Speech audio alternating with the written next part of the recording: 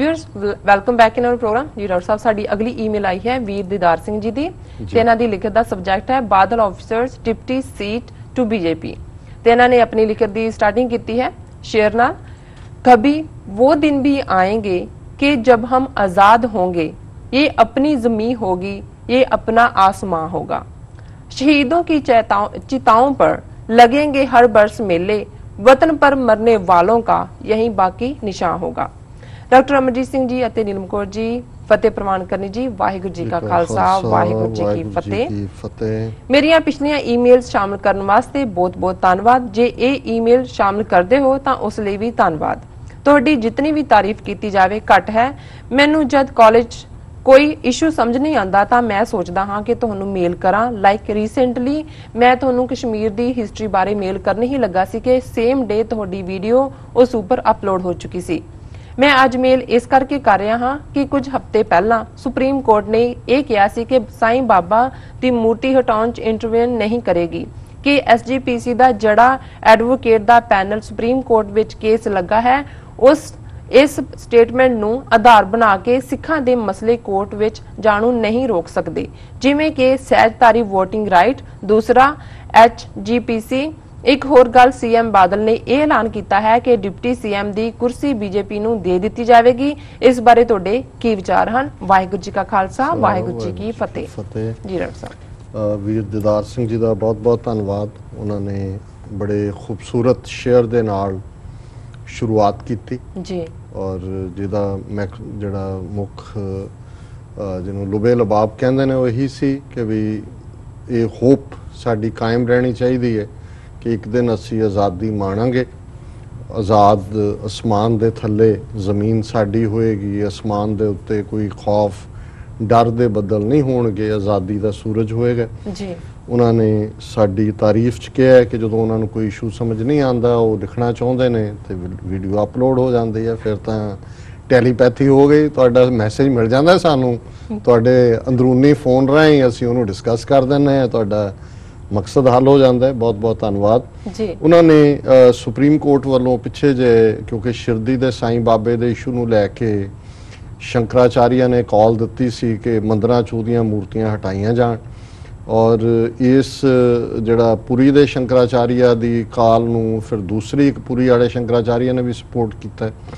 कई थां तो मूर्तियां हटाईयां गईयां। इस दे बारे एक पब्लिक इंटरस्ट लिटिगेशन जिन्हों जनहित पैटीशन कहते हैं भारतीय सुप्रीम कोर्ट दे विच दायर की गई कि सुप्रीम कोर्ट इस गल नूं रोके कि ये जड़ा अन्याय हो रहा है और ये धक्का हो रहा है जी। और सुप्रीम कोर्ट ने उस पब्लिक इंटरस्ट लिटिगेशन दे विच जिहड़ा इस मामले इंटरवीन करन तो जां दखलअंदाजी करन तो ना करदे क्या कि जी ये एक धार्मिक मसला है और असीं इहदे च जिहड़ा कोई दखलअंदाजी नहीं कर सकते। सो वीर दीदार सिंह ने यह कहा कि भी इस गल नूं आधार बना के असीं क्यों नहीं ये गल ते प्रवेल करते कि जिवें श्रोमणी कमेटी दीयां चोणां वेले सहजधारी का मुद्दा खड़ा किया गया वो सुप्रीम कोर्ट तक पहुँच गया और भावें उन्होंने नहीं किया, नतीजा ये है भी शायद 3 साल हो चुके ने श्रोमणी कमेटी चोणां होईयां नूं अजे तक उन्हां दे मैंबर जिहड़े ने सौं भी नहीं चुक सके क्योंकि जिहड़ा वो पटीशन चैलेंज होया है। परमजीत रेणु नां दा एक बीजेपी वर्कर जिहड़ा सिर मुन्निया होया वो पग बनाई हुई है दस्सण दे लई भी ये सहजधारी है, उहदे तो ये पटीशन करवाई गई। और इसे तरह हुण हरियाणा सिख गुरुद्वारा प्रबंधक कमेटी जे हुड्डे ने बनाई तो फिर एक पब्लिक इंटरस्ट लिटिगेशन चली गई, हाई कोर्ट च गई, फिर किसी ने डायरैक्ट सुप्रीम कोर्ट च करती और वो भी उत्थे लटक रही है। सो इन्हां दा ये कहना है कि इस मुद्दे दे उत्ते जिहड़ा है वो जे सुप्रीम कोर्ट साईं बाबे दे मुद्दे ते धार्मिक मुद्दा होण करके इंटरवीन नहीं करदा तो इस मुद्दे च सुप्रीम कोर्ट ने क्यों लत्त अड़ाई हुई है ये सानू देखना पेगा। और उहदे च एक गल जिहड़ी मैं खास तौर पर दिलचस्पी दे नाल देखी कि भी पिछले दिनों असीं गल भी कीती सी, शायद कल ही कीती सी कि किवें सेंट्रल गवर्नमेंट ने डायरैक्टली जिहड़ा चोण कमिश्नर है उसका हक अपने कोल ले लिया। मोदी और होम मिनिस्टर फाइनली डिसाइड करेगा, panel Punjab Haryana high court Punjab सरकार नूं नहीं भेजेगा, दिल्ली नूं भेजेगा और मोदी जिहड़ा है मोदी और होम मिनिस्टर वो डिसाइड करनगे।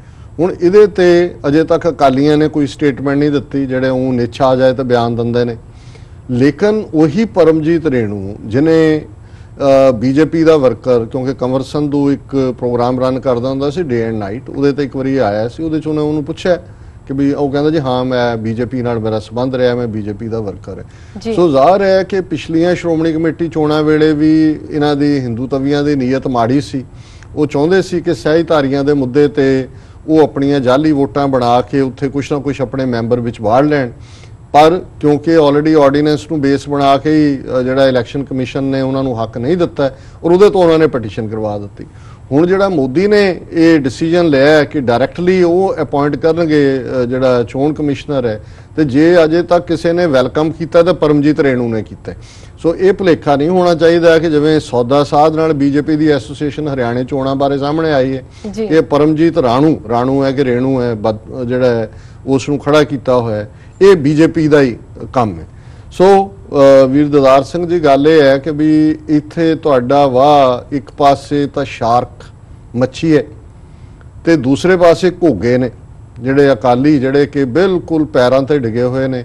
ਔਰ ਜਿਵੇਂ ਇਹਨਾਂ ਨੇ ਹੈਡਲਾਈਨ 'ਚ ਹੀ ਕਿਹਾ ਕਿ ਬਾਦਲ ਆਫਰਸ ਡਿਪਟੀ ਚੀਫ ਮਿਨਿਸਟਰਸ਼ਿਪ ਟੂ ਬੀਜੇਪੀ, ਇਹ ਵੈਸੇ ਇੱਕ ਅੱਧੀ ਥਾਂ ਤੇ ਮੈਂ ਖਬਰ ਦੇਖੀ, ਉਸ ਤੋਂ ਬਾਅਦ ਆਇਆ ਨਹੀਂ, ਪਰ ਇਹ ਅੰਦਰੂਨੀ ਕਹਾਣੀ ਹੋਏਗੀ ਕਿ ਵੀ ਬਾਦਲ ਨੇ ਕਿਹਾ ਕਿ ਵੀ ਮੈਨੂੰ ਜਿਹੜਾ ਕੋਈ ਇਤਰਾਜ਼ ਨਹੀਂ ਹੈ ਕਿ ਡਿਪਟੀ ਚੀਫ ਮਿਨਿਸਟਰ ਬਣ ਜਾਓ। ਜੇ ਅੱਜ ਹੀ ਮੈਂ ਦੇਖ ਰਿਹਾ ਸੀ ਬਾਦਲ ਦੀ ਇੱਕ ਸਟੇਟਮੈਂਟ, ਪਤਾ ਨਹੀਂ ਕਿਸ ਥਾਂ ਦੇ ਉੱਤੇ ਕੋਈ ਡਿਗਨਿਟਰੀ ਸੀ, ਉਹਦਾ ਡਿਨਰ ਕੀਤਾ, ਉੱਥੇ ਉਹਨੂੰ ਬਾਦਲ ਨੂੰ ਪੁੱਛਿਆ ਕਿ ਜੀ ਬੀਜੇਪੀ ਨਾਲ ਤੁਹਾਡਾ, ਉਹ ਕਹਿੰਦਾ ਜੀ ਸਭ ਤੁਹਾਡੀਆਂ ਮੀਡੀਆ ਦੀਆਂ ਕਿਆਸ ਰਾਈਆਂ ਨੇ, ਸਾਡਾ ਤਾਂ ਪਤੀ ਪਤਨੀ ਦਾ ਰਿਸ਼ਤਾ ਹੈ ਬੀਜੇਪੀ ਨਾਲ, 9 ਮਾਸ ਦਾ ਰਿਸ਼ਤਾ ਹੈ, ਮੇਰੇ ਜਿਉਂਦੇ ਜੀ, ਇਹ ਬਾਦਲ ਦੀ ਕੈਟਾਗੋਰੀਕਲ ਸਟੇਟਮੈਂਟ ਹੈ, ਮੇਰੇ ਜਿਉਂਦੇ ਜੀ ਬੀਜੇਪੀ ਨਾਲ ਸੰਬੰਧ ਨਹੀਂ ਟੁੱਟ ਸਕਦੇ, ਇਹ ਮੈਂ ਤੁਹਾਨੂੰ ਗਾਰੰਟੀ ਕਰ ਸਕਦਾ। ਹੁਣ ਤੁਸੀਂ ਇਸ ਹੱਦ ਤੱਕ ਜਦੋਂ ਕੋਈ ਚਲਾ ਜਾਂਦਾ ਹੈ, ਸਾਡੇ ਦਰਸ਼ਕ ਔਰ ਲਿਸਨਰ ਸਾਡੇ ਪਿੱਛੇ ਪਏ ਨੇ ਜੀ, ਤੁਸੀਂ ਬਾਦਲ ਨੂੰ ਜਿਹੜਾ ਹੈ ਉਹ ਦੇ ਰਹੇ ਹੋ ਜੀ। ਸੋ ਇੱਕ ਪਾਸੇ ਉਹ ਆਈ, ਅੱਜ ਇੱਕ ਬਾਦਲ ਸਮਰਥਕ ਦੀ ਮੈਨੂੰ ਕਾਲ ਆਈ, ਔਰ ਉਹ ਜਦੋਂ ਮੈਨੂੰ ਯਾਦ ਹੈ ਵੀ ਇੱਥੇ ਨਿਊਯਾਰਕ ਪੈਰੇਡ ਹੋਈ, ਉਦੋਂ ਜਥੇਦਾਰ ਵੇਦਾਂਤੀ ਅਕਾਲ ਤਖਤ ਦੇ ਜਥੇਦਾਰ ਹੁੰਦੇ ਸੀ, ਤੇ ਮੇਰੀ ਸਪੀਚ ਤੋਂ ਬਾਅਦ ਜਥੇਦਾਰ ਵੇਦਾਂਤੀ ਨੇ ਸਪੀਚ ਕੀਤੀ, ਵਿਸਾਖੀ ਪੈਰੇਡ ਸੀ, ਤੇ ਉਹ ਇੰਨਾ ਕੁ ਮਾਹੌਲ ਖਾਲਿਸਤਾਨ ਦਾ ਬਣਿਆ ਸੀ ਕਿ ਜਥੇਦਾਰ ਵੇਦਾਂਤੀ ਨੇ ਵੀ ਬੜਾ ਜੋਸ਼ ਦੇ ਵਿੱਚ ਕਿਹਾ ਕਿ ਜੀ ਈਵਨ ਪੰਛੀਆਂ ਨੂੰ ਵੀ ਘਰ ਚਾਹੀਦਾ ਹੈ, ਸਿੱਖਾਂ ਨੂੰ ਵੀ ਘਰ ਚਾਹੀਦਾ ਹੈ। ਤੇ ਉਹ ਸੱਜਣ ਜਿਹਦੀ ਅੱਜ ਕਾਲ ਆਈ, ਉਹਨੇ ਜਦੋਂ ਥੱਲੇ ਮੈਂ ਉਤਰ ਕੇ ਆਇਆ, ਮੈਨੂੰ ਕਹਿੰਦਾ ਜੀ ਵੇਦਾਂਤੀ ਦਾ ਤਾਂ ਕੰਮ ਤੁਸੀਂ ਕਰਤਾ, ਇਹ ਨਾ ਹੁਣ ਜਥੇਦਾਰ ਰਿਹਾ। ਉਹੀ ਗੱਲ ਹੋਈ ਇੱਥੇ, ਉਹਨੂੰ ਲੱਭਦੇ ਫਿਰਨ ਵੀ ਉਹ ਸਟੇਟਮੈਂਟ ਡਿਨਾਈ ਕਰੇ, ਜਾਂਦੇ ਆ ਜਥੇਦਾਰੀ ਗਏ। ਅੱਜ ਉਹਨਾਂ ਦੀ ਕਾਲ ਆਈ, ਕਹਿੰਦਾ ਜੀ ਡਾਕਟਰ ਸਾਹਿਬ ਉਹ ਤਾਂ ਕੰਮ ਹੋ ਗਿਆ ਸੀ, ਹੁਣ ਤੁਸੀਂ ਬਾਦਲ ਨੂੰ ਮਰਵਾਓਗੇ, ਤੁਸੀਂ ਮਿੱਥ ਲਿਆ ਇਹਨੂੰ ਸ਼ਹੀਦ ਕਰੋ। ਮੈਂ ਕਿਹਾ ਜੀ ਸਾਡੇ ਬੰਦੇ ਕਹਿ ਰਹੇ ਨੇ ਕਿ ਜੀ ਤੁਸੀਂ ਜਿਹੜਾ ਉਹਦੇ ਨਾਲ ਫੇਵਰ ਕਰ ਰਹੇ ਹੋ, ਉਹਦੀਆਂ ਮਿੰਨਤਾਂ ਨਾ ਕਰੋ। ਮੈਂ ਕਿਹਾ ਤੁਸੀਂ ਇਹ ਕਹਿ ਰਹੇ ਹੋ, ਕਿਹੜੇ ਪਾਸੇ ਹੈ ਗੱਲ? ਸੋ ਅੱਜ ਬਾਦਲ ਦੀ ਸਟੇਟਮੈਂਟ ਜਿਹੜੀ ਹੈ ਉਹ ਕਹਿੰਦਾ ਵੀ ਮੇਰੇ ਜਿਉਂਦੇ ਜੀ ਜਿਹੜੀ ਹੈ ਉਹ ਬੀਜੇਪੀ ਨਾਲ ਸਾਂਝ ਨਹੀਂ ਟੁੱਟਦੀ। ਸੋ ਇਹਦਾ ਮਤਲਬ ਵੀ ਅਜੇ ਹੋਰ ਜ਼ਲੀਲ ਹੋਏਗਾ। ਮੈਂ ਉਹਨਾਂ ਨੂੰ ਕਿਹਾ, ਮੈਂ ਕਿਹਾ ਜੀ ਅਸੀਂ ਤਾਂ ਕਹਿੰਦੇ ਆ ਵੀ ਆਪਣੇ ਪਾਪ ਧੋ ਲੈ, ਕਿਉਂਕਿ ਰੱਬ ਦੀ ਦਰਗਾਹ 'ਚ ਜਾ ਕੇ ਜੁੱਤੀਆਂ ਪੈਣੀਆਂ ਨੇ ਹਰ ਪਾਸਿਓਂ ਕਿ ਤੂੰ ਕੌਮ ਨਾਲ ਕੀ ਕੀਤਾ, ਵੀ ਅਸੀਂ ਤਾਂ ਉਹਦਾ ਭਲਾ ਚਾਹੁੰਦੇ ਆ ਕਿ ਵੀ ਘੱਟੋ ਘੱਟ ਜਾਣ ਤੋਂ ਪਹਿਲਾਂ ਗੁਨਾਹ ਧੋ ਲੈ। ਮੈਂ ਕਿਹਾ ਹੁਣ ਇਹ ਉਹਨੇ ਦੇਖਣਾ ਵੀ ਉਹਨੇ ਗੁਨਾਹ ਧੋਣੇ ਆ ਕਿ ਨਹੀਂ ਧੋਣੇ। ਸੋ ਵੀਰ ਦਿਦਾਰ ਸਿੰਘ ਜੀ ਦਾ ਬਹੁਤ ਬਹੁਤ ਧੰਨਵਾਦ, ਉਹਨਾਂ ਨੇ ਸਾਨੂੰ ਲਿਖਿਆ ਜੀ। ਰਸਾ ਇਸ ਨਾਲ ਲੈਣੇ ਬ੍ਰੇਕ। ਵੀਅਰਸ ਤੁਸੀਂ ਸਾਨੂੰ ਇਸ ਤਰ੍ਹਾਂ ਬਣੇ ਰਹੋ, ਮਿਲਦੇ ਹਾਂ ਛੋਟੇ ਬ੍ਰੇਕ ਤੋਂ ਬਾਅਦ।